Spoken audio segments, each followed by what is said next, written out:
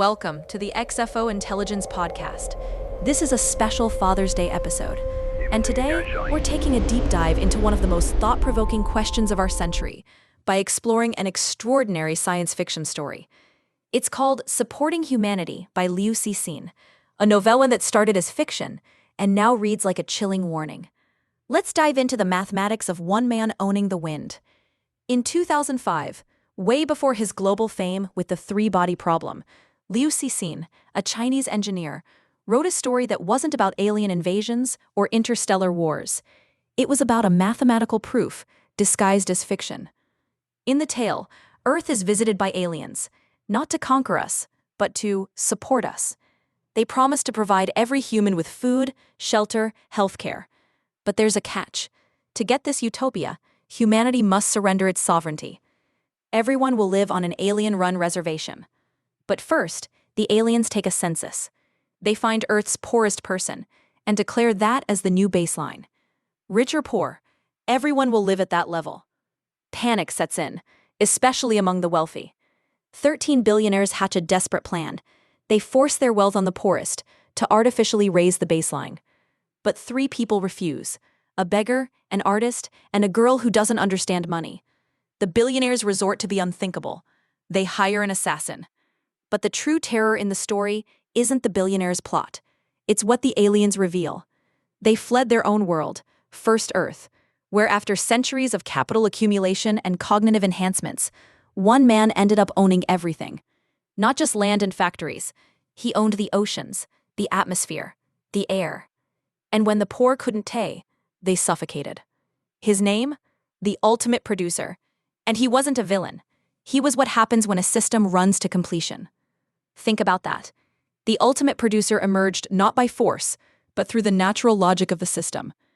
As long as returns on capital exceed economic growth, wealth concentrates. Compound interest leads to absurdities. Add cognitive enhancement, and the rich don't just get richer, they become smarter. Eventually, the cognitive gap becomes too large. The poor can't even comprehend the system. There's no revolution. You can't organize a revolt with ants. Next, property rights expand. First land, then water, then genetic sequences, until even the air is owned. The poor must pay to breathe. When their sealed homes fail and they step outside, they're trespassing, and they're killed. It's not cruelty. It's the logical endpoint of absolute ownership. And the rich, those billionaires, they aren't villains either. They're caught in their own trap, stuck in a dynamic where only one can win. In trying to raise the baseline, they're fighting not for humanity, but for survival. Afraid not of poverty, but of the system freezing at absolute stasis. No advancement, no future. A thermodynamic trap. The story's brutal irony: the aliens' offer to support humanity, to provide for all our needs, isn't utopia. It's domestication. Supporting us means eliminating the need to strive, to become. And that means the end of civilization as we know it. 2 decades ago, this was fiction. Today, it's not. AI threatens to make human labor obsolete. CRISPR and genetic editing can create biological classes. Tech platforms turn us into digital serfs. Wealth gaps widen. The trajectory is clear. And there are points of no return. Once the cognitive firewall forms, once the rich are so far ahead that the poor can't understand the system, reform is impossible. You can't outthink an opponent 10,000 times smarter. The tipping points are real and fast approaching. So here's the master question. How do we prevent unbounded computation from converging on finite resources?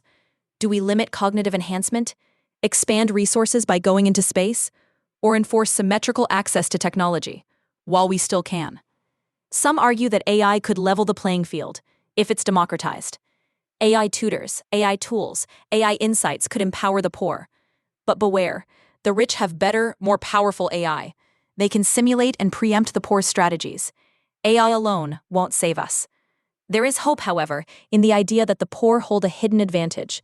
Their lived experience of systemic failure gives them deeper, more grounded insights. Insights that could fuel different AI models, if those models are private, if that data isn't extracted by the elite. Private AI, powered by the poor's unique ground truth, could outperform the rich's AI in unexpected ways. And yet, even with strong AI, it won't matter if the basic resources are gone. Without new frontiers, new resources, without expanding beyond our finite biosphere, we'll suffocate under the weight of enclosure. Liu Cixin's story whispers a question. Will we recognize the tipping points before we cross them? We have 10, maybe 30 years to cap computation, expand our resources, or ensure symmetrical access.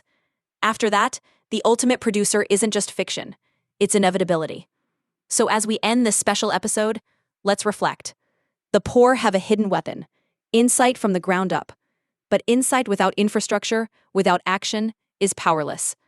The future depends on whether we can harness those insights in time, before the baseline is fixed, and before the air is owned. Thank you for listening today. If you found this conversation meaningful, please like, share, and subscribe to the XFO Intelligence podcast channel. We'd love to hear your thoughts. Email us at xfointelligence@gmail.com for feedback, to request the full article at a special Father's Day discount, and to learn more about our new Thought Leadership on Demand service. And before we sign off, a quick disclaimer. The views discussed today are for informational purposes only, and not intended as specific advice. Once again, to all the fathers out there, have a meaningful Father's Day. And remember, the future is still unwritten.